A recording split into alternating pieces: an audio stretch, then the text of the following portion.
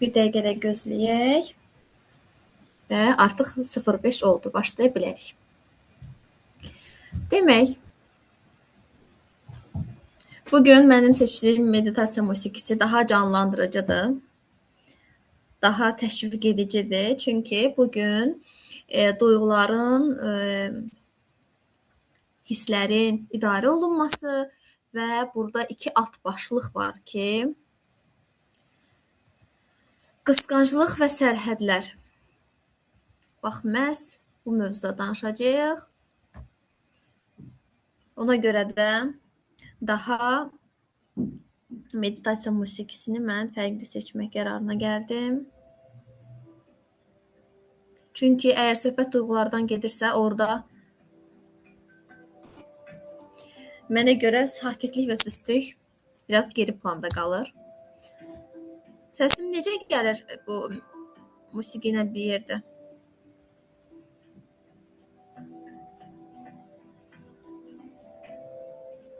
Ayşə xanım, yaxşıdır səsim və musiqini də eşidə bilirsiniz? Bəli, yaxşıdır. O ekranda qalır amma onu çıxara bilsəz. Bu Bəli, ekranda qalır, hə? Görünür.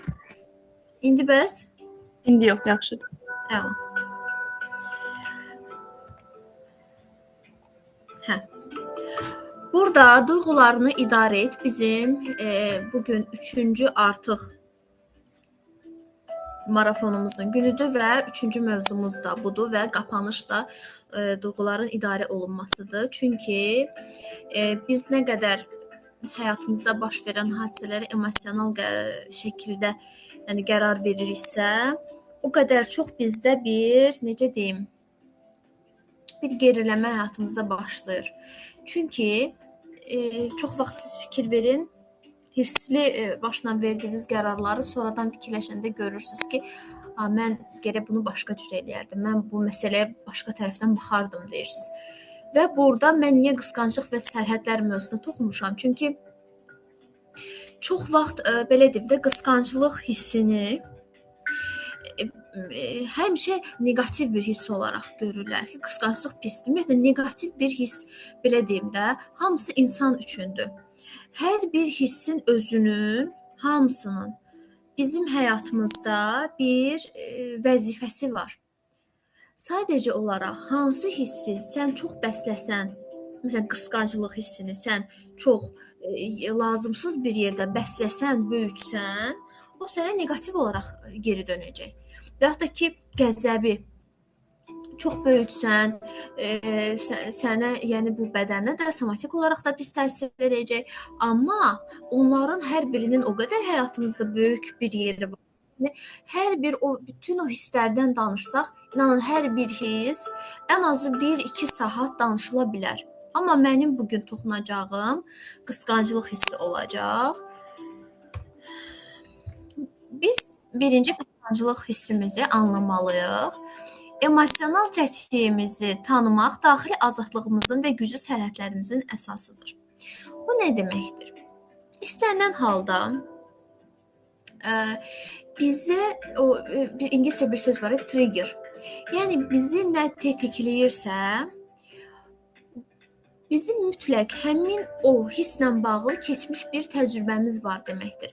Və yaxud da ki, həmin hadisə ilə bağlı bir təcrübəmiz var deməkdir və məsələn, biri deyə bilər ki, mən qəzəblənəndə özümü saxlaya bilmirəm. Biri deyə bilər ki, mən öz nifrət hissimin önünə keçə bilmirəm. İlk dəfə, deməli, burada baxmaq lazımdır ki, ilk dəfə mən nə vaxt nifrət hissi ilə tanış olmuşam, kim vasitəsilə tanış olmuşam. Və yaxud da ki, mən ilk dəfə qısqanclıq hissinə harda tanış olmuşam, kim vasitəsilə tanış olmuşam, neçə yaşımda tanış olmuşam. Həmin bu mənbəyə gedəndə, yaşa gedəndə, o hissin özəyinə, mənbəyinə gedəndə biz görəndə ki, əslində bizim elə ən böyük gücümüz, bizim ən böyük şansımız bütün bu hisslərə malik olmağımızdır və doğru yerdə, doğru zamanda, doğru insanlar əhatəsində biz istifadə edəndə bu hisslərdən, o zaman bizim önümüz açılır. Və daxili azadlıq nədir? Sən bilirsən ki, səndə hansı hisslər mövcuddur. Səndə hansı hissin miqdarı nə qədərdir. Və sən bunu bildiyin zaman sən keçirsən onun idarə etməsinə. Amma sənin xəbərin olmasa ki, sən məsələn birisi çox qısqancdır, nəyə qarşı? Deyək ki, başqasının uğurlarını qısqanır.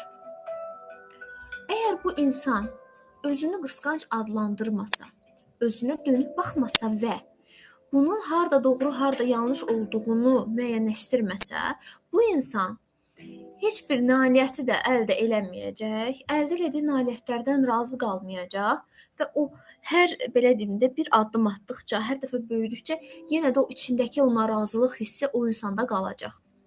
Amma başqa bir tərəfdən buna baxsa, yaxşı, mənə bu qısqanclıq hissim nə demək istəyir? Bu hissim mənə demək istəyir ki, sən də yaxşı ola bilərsən. Bəs yaxşı, sənin yaxşı ola bilməyin üçün əlində nələr var? Məsələn, mənim yaxşı danışıq bacarığım var, mənim yaxud da yaxşı rəsm qabiliyyətim var, mənim yaxşı məsələn rəqs eləyə bilirəm. Aha. Sən ən çox başqa bir sual. Sən ən çox hansı sahədə iş görənləri qısqanırsan? Deyək ki, mən rəqs eləyənləri çox qısqanıram. Bəs sən özün rəqs eləyə bilirsən? Bunun iki cavabı ola bilər, ya hə, ya yox. Yaxşı, sən rəqs eləyə bilmirsənsə, buna heç bir belə deyim də bacarığın yoxdursa. İnkişaf elətdirib bu sahə ilə məşğul olmaq istəyirsənmi? Deyə bilərsən ki, hə. Onda nə etmək lazımdır? Bunun üzərində işləmək lazımdır. Yox, əgər desəz ki, bəli, mənim qabiliyyətim də var, bacarığım da var, istəyim də var, onda deməli yenə özümün üzərində çalışa bilərəm. Bəs yaxşı, heç yoxdursa, bəlkə mənim işləməli olduğum sahə başqa sahədir. Bəlkə mən biraz da məsələn, mən güclü spiker olmaq istəyirəm məsələn. Deyək ki, operativ psixologiya sahəsində deyək. Yaxşı, onda əgər səndə belə bir his varsa, gəl spikerləri dinlə. Ən yaxşı spikerləri dinlə, onlardan öyrən, götür, qeydlər apar. Görürsüz, bu hiss var. Əgər bu hissin üzərində çalışılsa, bu hissin üzərində işlənilsə, insanın həmin o hiss onu elə bir yuxarı qaldıra bilər ki, işlənilən hiss. Hansı hiss ki, üzləşilmək istəməzsə və dağıdıcı gücü olar, o insanı daha da dərinə aparar. Qısqanclıq nədir? Daxili inkişaf siqnalıdır və təkamülün qoruyucusudur qısqanclıq əslində. Müasir dünyada isə qısqanclıq əksərən şəxsi güvənsizlikdən, natamamlıq duyğusundan və aydın olmayan gizli gözləntilərdən qidalanır. Bu fərdi daxili analizə dəvət edən emosional siqnaldır. Bəli, sən o vaxt qısqanırsan ki, başqa bir insanı, o vaxt ki, sən o şeyin özündə əksikliyini hiss eləyirsən. İnsan özünü həmişə hər bir mövzuda tam hiss eləsə, o heç vaxt, heç bir mövzuda inkişaf eləyə bilməz, qabağa gedə bilməz, böyüyə bilməz.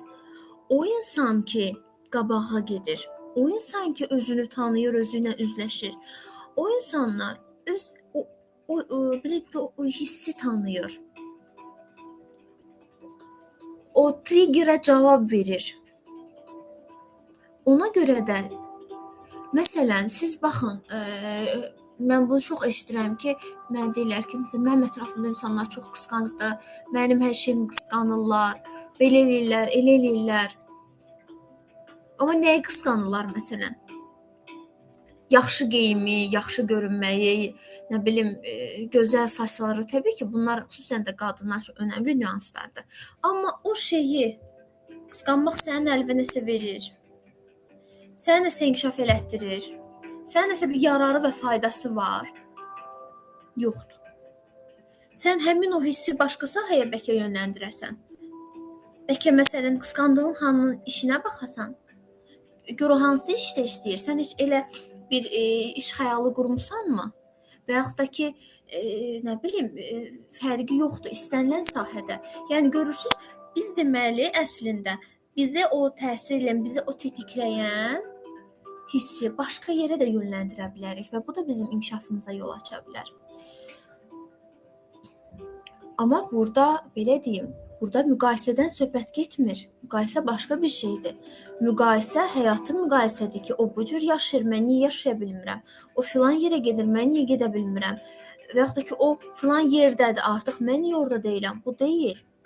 Məsələ sənin istənilən insanda səndə qısqanclıq yaradan hissi tapıb, həmin hissi soruşub ki, mən niyə bu insana qarşı belə bir hissim var? O səni birbaşa öz bacarığına aparacaq. İstənilən hiss hansı hiss sizdə güclülük təşkil edirsə, deməli, həmin o hissin qarşılığı sizdə aşağıdır. Hansı hiss sizdə daha azdırsa, siz onu inkişaf elətdirməlisiniz. Məsələn, deyək ki, mənim qəzəbim çox yüksəkdir. Çox yüksəkdir. Mən hər şey çox tez qəzəblənirəm. Mən deməli o hissi azaltmalıyam. Çünki o yüksəkdir. Mən birinci baxıram ki, niyə qəzəblənirəm, nə üçün qəzəblənirəm, məni qəzəbləndirən nədir? Onun nədir onun adı? Tapan kimi mənbəyini, onsuz da öz-özünə azalır və öz stabil qaydasına düşür. Amma deyək ki, məndə deyək pozitiv bir hiss götürək, daha yəni pozitiv kimi beynimizdə o canlanan bir hiss. Deyək ki, mənim sevgi hissim azdır, mən sevə bilmirəm. Deməli, burada inkişaf etdirilməli olan odur. Deməli, mənim əslində o zəif nöqtəm də odur. Mən onu böyütsəm, mən də inkişaf eləyəcəm. Təkamülə uğrayacam. Yəni, hisslərin üzərində işləmək, bax, o necə təkamül, heyvanlar, insanlar təkamül yolundan keçirlər. İnsan öz hissinin üzərində işləyəndə də o təkamülə doğru gedir. İbtidai dövrlərdən bəri qısqanclıq fərdin onun üçün həyati əhəmiyyət daşıyan emosional və resurs bağlılıqlarını kənar təhlükələrdən qorumaq məqsədi ilə fəaliyyət göstərən təbii bir alarm sistemidir. Çünki, məsələn, deyək ki, bir bəy öz xanımını qısqanır. O sağlam bir qısqanclıqdan söhbət gedir. Orada nə var? Orada sahiblənmə var, orada sevgi var, orada bir mənimki hissi var və yaxud da ki, xanım öz bəyini qısqanır. Burada da yenə bir qoruyuculuq, bir sahiblənmə hissi var. Amma deyək ki, iki tərəfdə bir-birinin heç bir, belə deyim də, bir-birinin vecinə deyil. Yəni, kim öz həyatını necə istəyir elə də yaşayır, heç kimin bir-birindən xəbəri yoxdur. Bu darıxdırıcı olmazmı? Bu sıxıcı olmazmı tərəflər arasında? Biz niyə ancaq deyirik ki, qısqanclıq varsa bitdi. O ən pis şeydir, ən belə şey. Bəs ortada heç nəyin olmaması nədir? Bəs onun adına nə deyək? Yəni çərçivə daxilində, hörmət daxilində, münasibət daxilində o hisslərin o dozalar var sadəcə. Baxın yenə söhbət orada miqdardan gedir. Sən bu qədər miqdar, məsələn, sənə həkim yazıb bir tabletka, onu atarsan, o sənə xeyir göstərər. Sən atarsan 10 tabletka, o səni ölümə qədər götürə bilər. Deməli, burada nədir məsələ? Miqdardır. Qısqanclığın kökləri hara gedir, çıxır? İçimizdəki təlatümə. Psixoloji araşdırmalara əsasən, münasibətlərdə yaranan qısqanclıq reaksiyalarının böyük qismi tərəfdaşların birbaşa səhvlərindən deyil, şəxsin öz keçmiş emosional travmalarından qaynaqlanır. Hisslərimizi boğmaq və ya qarşı tərəfi ittiham etmək yerinə bu hissin altındakı köklü səbəbləri, eləcə də itirmək qorxusunu təhlil etməliyik. Bəli. Burada münasibətlərdə çox vaxt, hətta bunun ən belə şiddətli forması da paranoyadır. Paranoyak şəxsiyyət pozuntuslu şəxslərdə onlar hər şeydən öz partnyorlarını qısqanırlar. Hər şeydən də, yəni uçan quşdan 100 metr kənarda gedən insandan, sonra onlar tez fikirləşirlər ki, o şübhədədirlər, mənim həyatımdakı insan məni aldadır, belə və sair kimi ssenarilər qururlar. Bu şəxsiyyət pozuntusudur. Bəzi insanlarda bu şəxsiyyət pozuntusu deyil, sadəcə psixoloji olaraq bir pozuntudur ki, onun içində daima güclü dərəcədə bir qısqanclıq var. Və bunun əsl səbəbi nədir? Səbəb ola bilər itirmək qorxusu ola bilər. Səbəb ola bilər özünə güvənmir. Şəxsin özü partnyoruna sadiq olmayanda bu aşırı çox qısqanclıq belə deyim də nümayişi göstərə bilər. Amma dönüb baxanda ki, mənim doğrudan da bu hissim, ümumiyyətlə istənilən hissə aiddir bu. Mənim bu hissim mənim qarşımdakı insana aiddir, yoxsa bu mənim özümlə bağlı bir şeydir. Çox vaxt bu insanın özündən bağlı bir şey olur. Yəni qarşıdakına baxanda onda heç nə görünmür. Yəni onun hərəkətlərində ekstra bir şey. Sadəcə bu insan elə bir beynində rol qurur. Deməli, istənilən hissdə içimizdəki hər biri o təlatümdən başlayır ki, bizim vaxtıkən tanış olduğumuz o hiss. Fərqi yoxdur, qəzəbdir, sevgidir, kədərdir, nədirsə. Onun hamısının bir kökü var. Və bizi çox vaxt bu hisslərimiz idarə edir. Belə deyim də, dırnaq içində deyim, biz əgər öz belə atı necə biz tuturuq iplərindən, sürü hisslər də elədir. Əgər biz o ipi versək hisslərimizin əlinə, istədikləri yerə, istədikləri insanların arasına aparıb bizi sala bilər. Məsələn, bizdə deyək ki, kədər hissi çox yüksəkdir. Biz həyatdan küskün, bezmiş insanların yanına gedib çıxacaq, hissimiz ora yönləndirəcək, çünki tanış olduq. Biz çox qəzəbliyik, qəzəbli insanlarla oturub qalxacaq.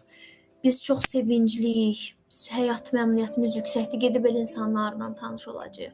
Gördünüz, hiss bizi hara apardı.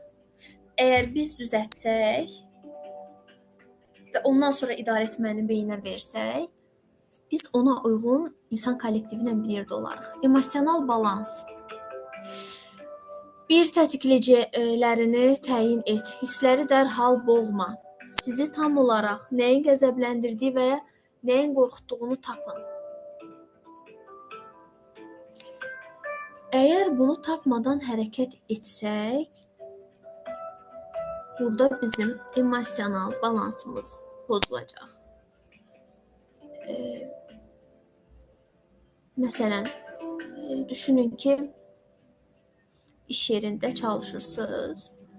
Sizin müdürünüz çox əsəbi bir şəkildə gəlib. O çox coşur, qışqırır, ətrafı hər yerə.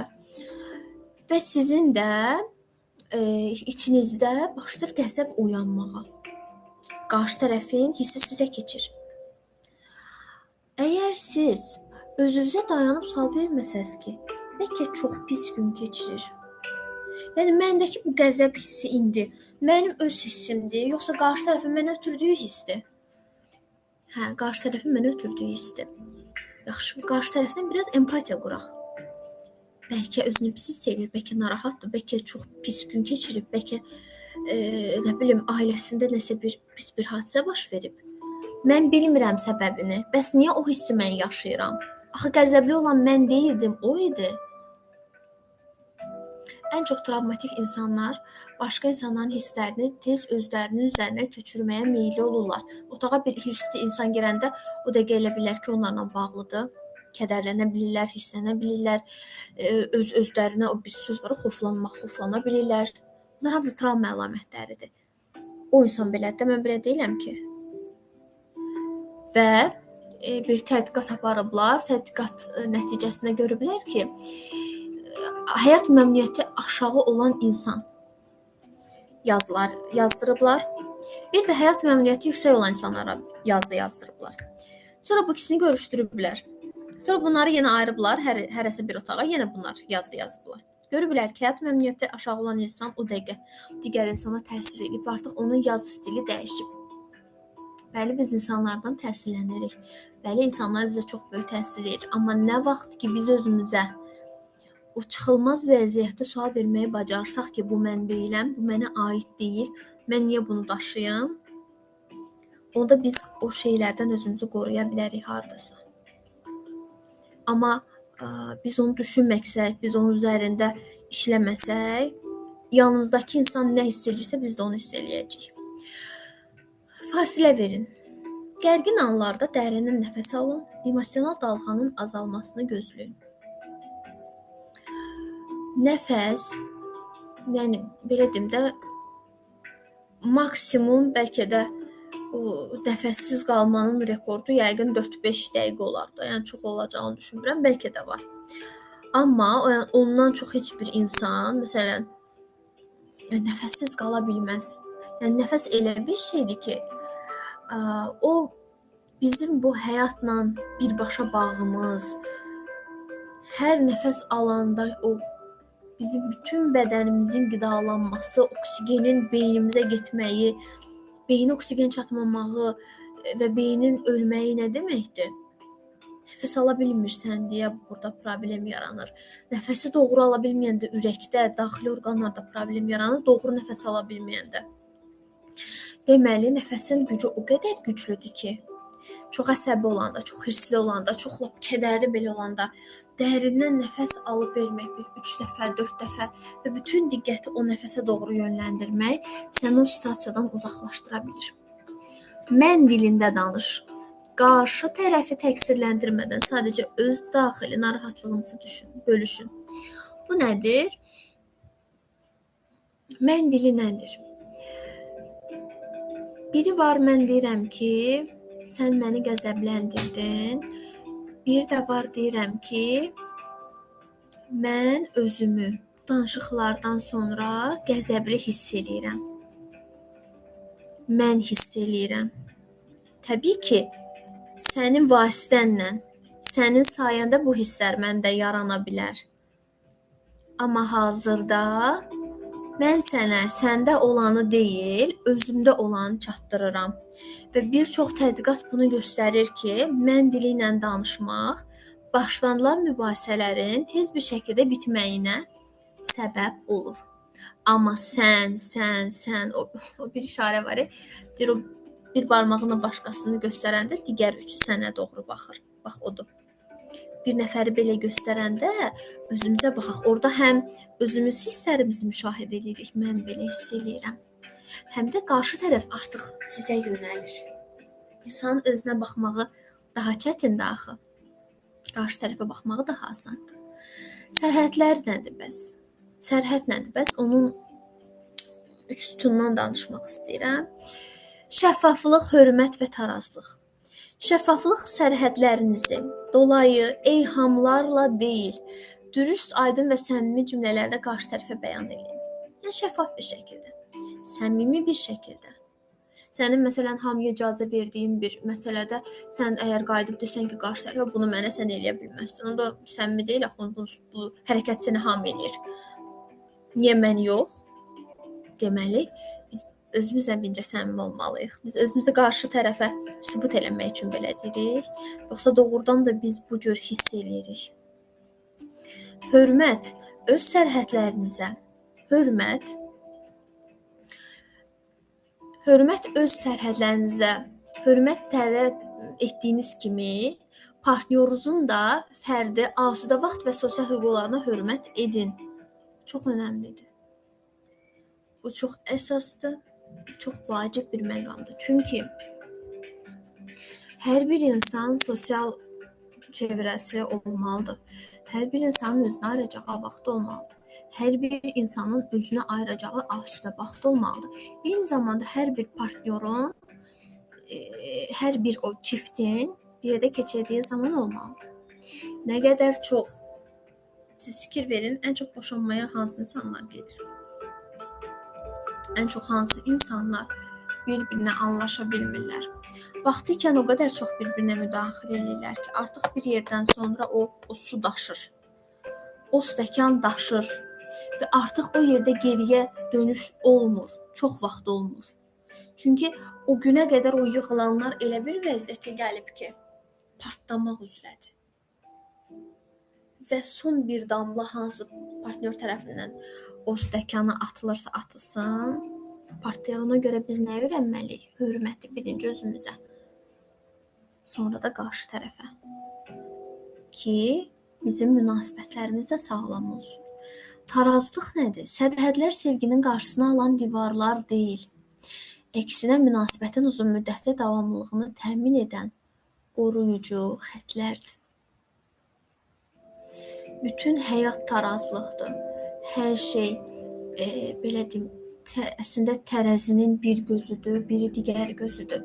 Siz hər şey ölçülür, hər şey tartılır. Orada bir bəzən bərabərlik, bəzən qeyri-bərabərlik ola bilir.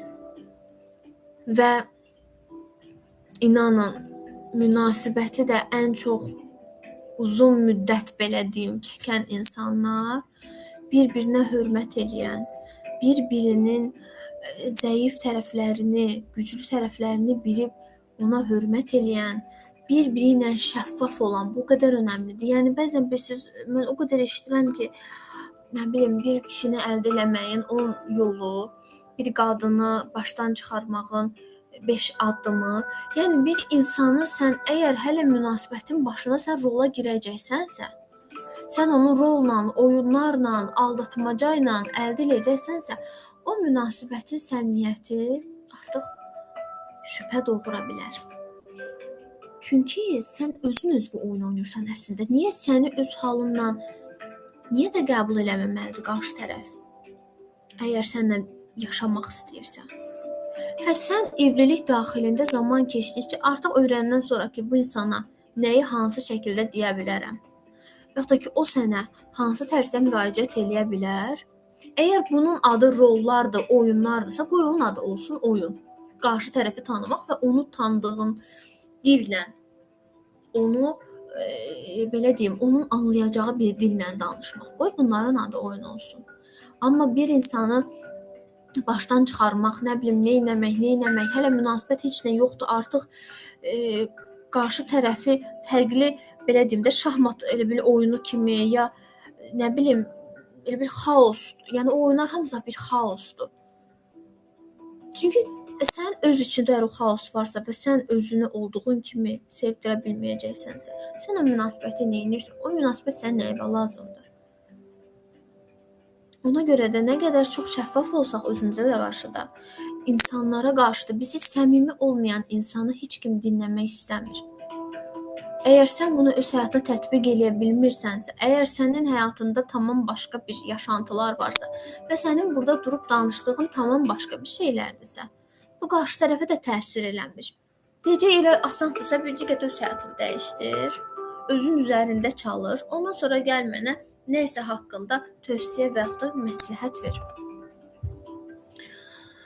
Sərhədlərin müqayisəsindən danışmaq istəyirəm. Aspektlər sağlam şəxsi sərhəd və nəzarətçi qısqanclıq. Aspektlər nədir? Fərdi məkan, rəqəmsal gizlilik və inteqrasiya. Sağlam şəxsi sərhədlər nədir?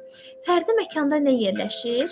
Tərəfdaşların müstəqil dost qrupları və özəl maraqlarına hörmət etməkdir. Nəzarətçi qısqanclıq nədir? İctimai əlaqələri qadağan etmək, tərəfdaşı təcrid etməyə çalışmaq. Görürsüz? Biri şəxsi sərhəddir, biri artıq nə edir? Qadağan eləyir. Biri onu olduğu insandan çıxardıb başqa bir insana çevirmək istəyir. Rəqəmsal gizlilik nədir?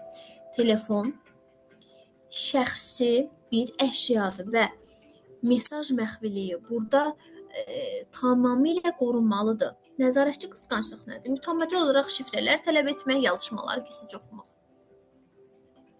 İnteqrasiya nədir? Müzakirə, təhlükəsiz ünsiyyət və ortaq qərarlar. Bu inteqrasiyadır.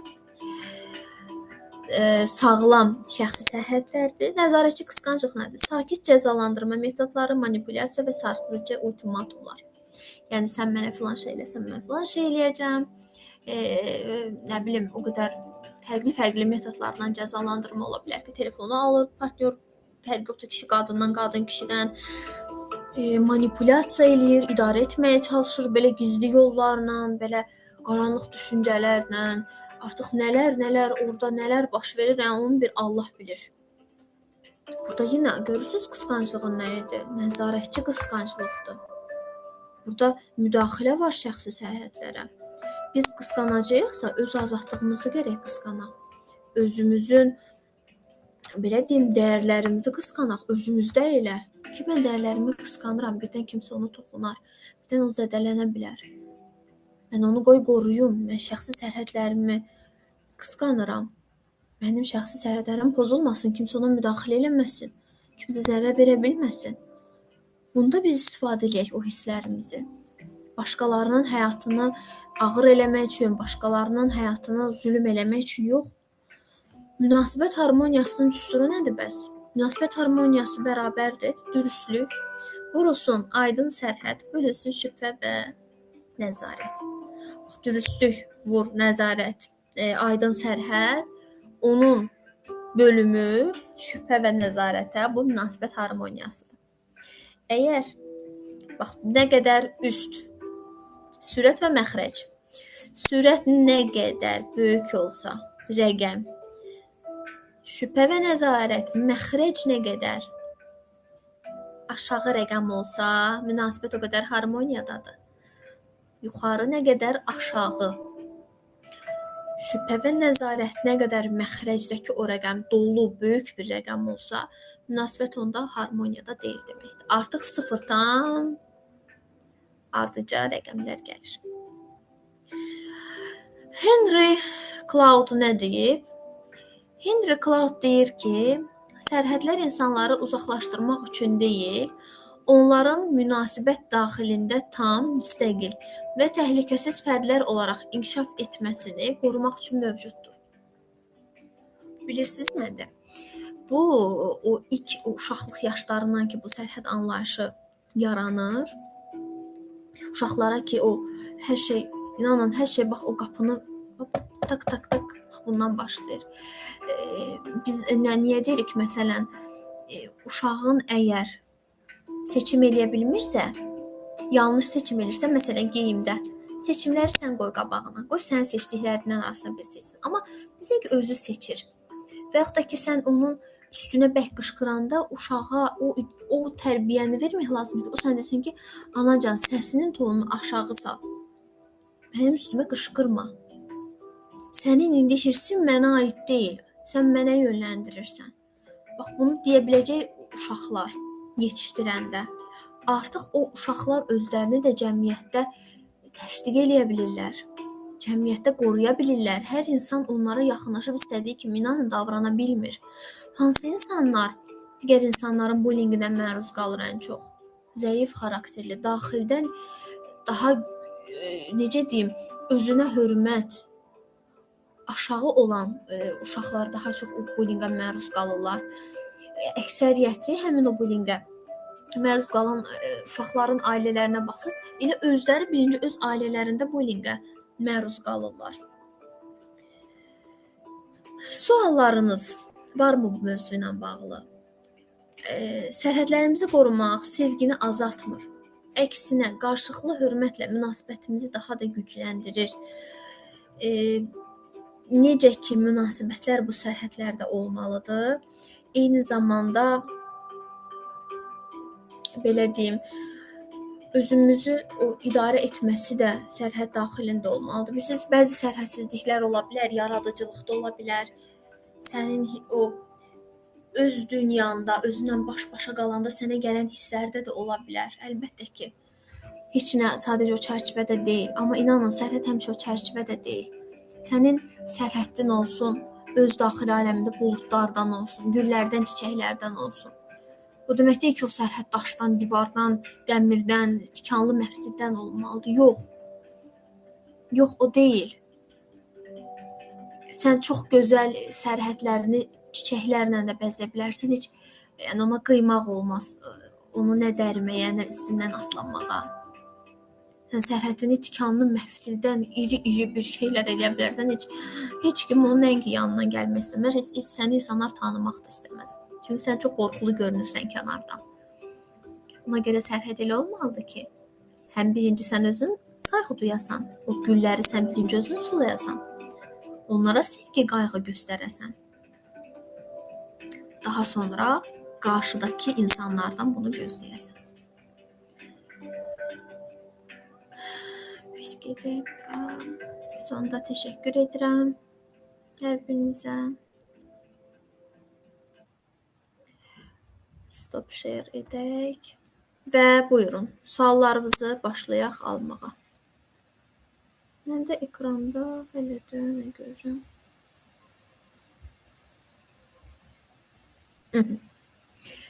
Suallar var. Baxaq.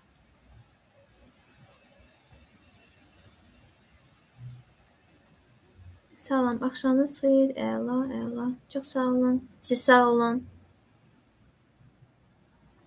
Bugünkü mövzumuzla bağlı bir sualınız, təklifiniz varmı? Siz hansı mövzularda daha çox çətinlik çəkirsiniz? Hansı hisslərin idarə olunmasında? Bunları bölüşə bilərsiniz.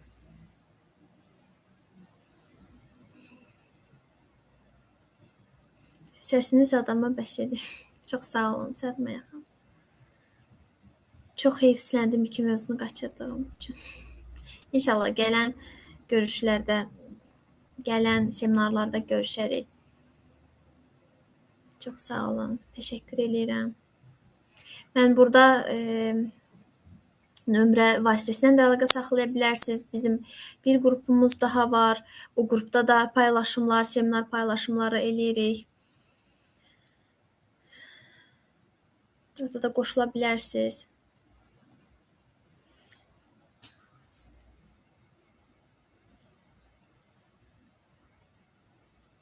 Bəzən hak etməyən adamlara verilən dəyərləri qısqanıram. Çox vaxt baxsaz, o hak etməyən insanlar özlərini hak etdiklərini düşünürlər. Onlar özlərini ona inandırırlar. Və insan özü haqqında çox vaxt hansı düşüncədə olursa, ətraf da ona o düşüncəni siz verir.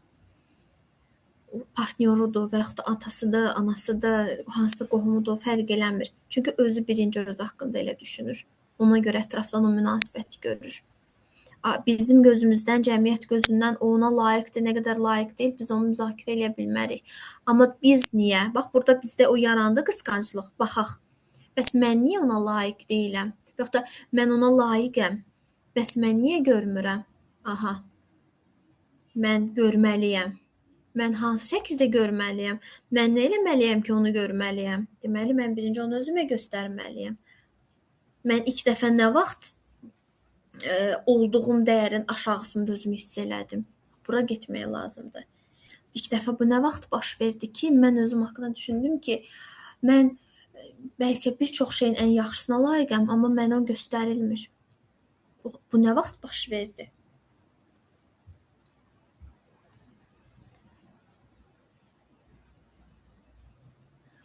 İnşallah bol-bol bu görüşləri Instagramımızda görmək istəyirik.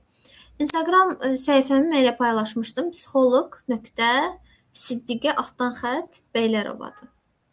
Nəmmədovadır. Mən çox fədakar biriyəm. Həm övlad olaraq, həm yoldaş olaraq, gəlin olaraq, ana olaraq. Ay, sağ olun, fədakar. Amma o dəyəri çox vaxt görmürəm. Bəli, çünki bax, fədakar sözü var. Bax, fədakar sözü düzəltmə sözdür. İki sözün bir söz və bir şəkilçinin birləşməsidir. Fəda nədir? Kökdür. Özünə nəsə vermək, fəda eləmək. Kar nədir? Kar şəkilçisi nədir? Qazanmaqdır. Yəni, nəsə sən qazanırsan. Nəyisə fəda eləyirsən, nəyisə verirsən və oradan kar əldə edirsən, xeyir götürürsən. Bax, indi burada o kar sözü var. Bax, o kar sözündə siz nə qazanırsınız? Hansı hissi sizdə bəsləyir? Kimlərəsə aşırı nəyisə vermək, kimlərəsə belə deyim də, uşağınız olsun, yoldaşınız olsun, qohumlarınız olsun, özünüzdən kəsərək onlara vermək. Sizdə nəyi bəsləyir? Bax, siz orada nəsə bir kar qazanırsınız. Bəs o sizə doğrudan da lazımdırmı? Bəlkə bu sizin beyninizə yerləşdirən bir düşüncədir ki, gəlin belə olmalıdır, həyat yoldaşı belə olmalıdır, ana belə olmalıdır. Bəs ana belə olmalıdırsa, gəlin belə olmalıdırsa, qohum belə olmalıdırsa, bəs mən harda olmalıyam? Mənim yerim bu şəkildə, bu portretdə hardadır bəs? O dəyəri bilirsiniz niyə görmürsünüz? Çünki özünüz o elədiklərinizi dəyərli görmürsünüz. və o dəyəri özünüzə eləsəz, yavaş-yavaş başlayaraq. Deməli, bir tədbir idi. Biləsuvara getmişdik biz. Biləsuvarda Dillər Universitetinin daxilində, yəni Biləsuvar məktəbi Mübariz İbrahimov adına liseydir.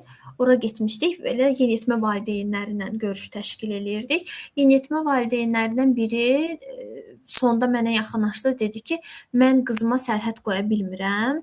Qızım ürəyi istəyən nə varsa əldə eləyir. Nə ürəyi istəyir, eləyir.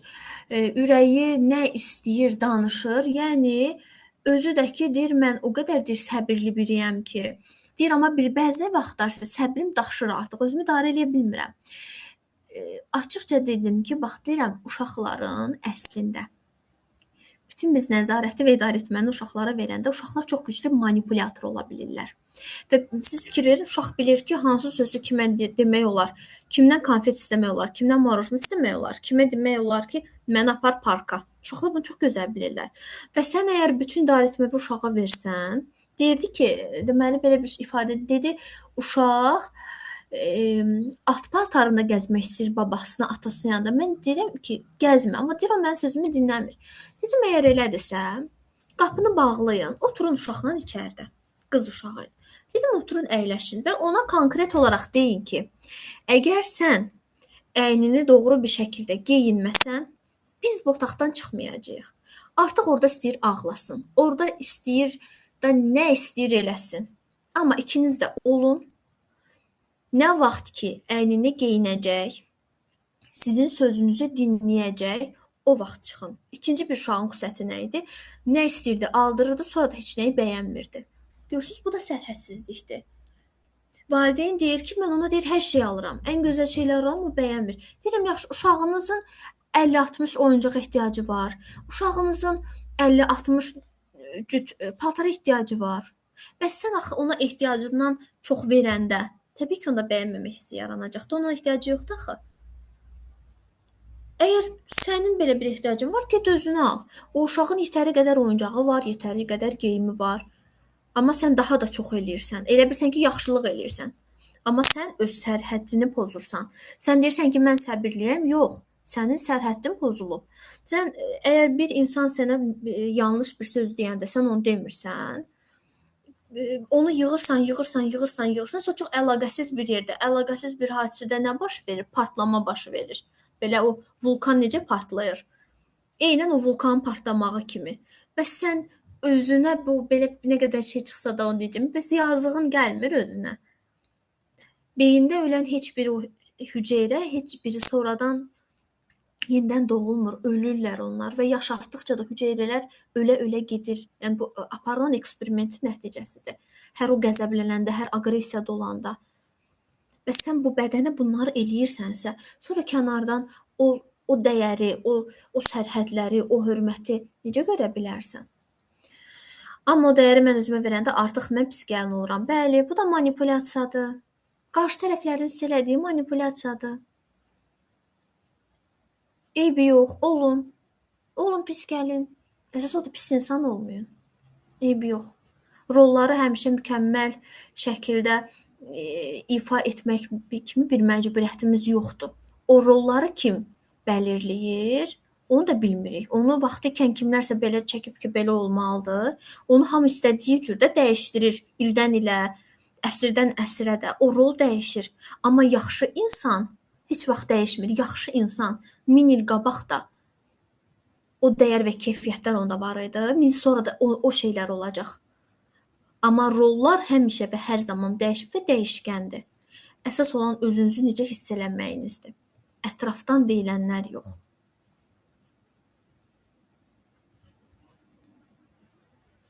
Başqa suallar olan varmı? Düşüncələrinizi burada yaza bilərsiniz. Qrupda məncə yazım aktiv deyil, amma burada paylaşa bilərsiniz. Suallarınızı yenə səsli bir şəkildə verə bilərsiniz.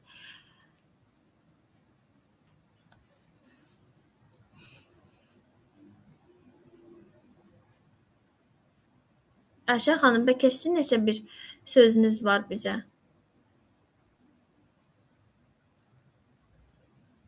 Mən hər görüşdə Ayşən xanıma müraciət eləməsəm olmaz. Çox sağ olun. Çox təşəkkür edirəm. 3 gün vaxtınızı ayırdınız bizə. Əvvəlki vebinarlar üçün narahat olanlar kaydı var hamısını bir yerdə atacağam inşallah. Sonra da qrupa Sidqə xanımın Instagram səhifəsində atacağıq. WhatsApp qrupunda linkini sizlə paylaşacağıq. Heç narahat olmayın. İstəsəniz orada da açarıq chatda öz fikirlərinizi paylaşarsınız. Çox sağ olun bir daha. Minnətdaram sizə 3 gün vaxtınızı ayırdınız. Çox xoş oldu mənim üçün sizi tanımaq da, vebinarlar da. Xanımların əsas xoşuna gəldikcə mən daha xoşbəxt oluram, daha yaxşı oluram. Çox sağ olun bir daha, var olun. Siz sağ olun, çox sağ olun. Yaxşı ki, bizim yolumuz kəsişdi. Mən də sizi tanıdım. Elə ilk gün görüntülü olaraq sizlə elə danışdım. Çünki mən nə qədər də belə onlayn da olsam bir tək istəyərəm ki, kimlə danışam, kimlə əməkdaşlıq eləyirəm. Ona görə mənə də çox xoş oldu sizi tanımaq. İnşallah bir gün bəlkə canlı görüşmək də bizə nəsib olar. Daha da çox əməkdaşlıq eləmək bizə nəsib olar. Mənim üçün də çox xoş oldu bu 3 gün sizdən, qrupdan pozitiv enerji aldım. Ona görə də inşallah davamlı olsun deyirəm. Və başqa bir sual, başqa bir təklif yoxdursa, mən də şad oldum sizi tanımağa. Çox sağ olun, təşəkkür edirəm. İnşallah çox sağ olun xoş sözləriniz üçün. Uğurlar sizə də. Vaxtınızı daha da çox almayaq. 3 gündür bizləsiniz zaten. Çox təşəkkür edirik. Sağ olun, gecəniz xeyrə qalsın.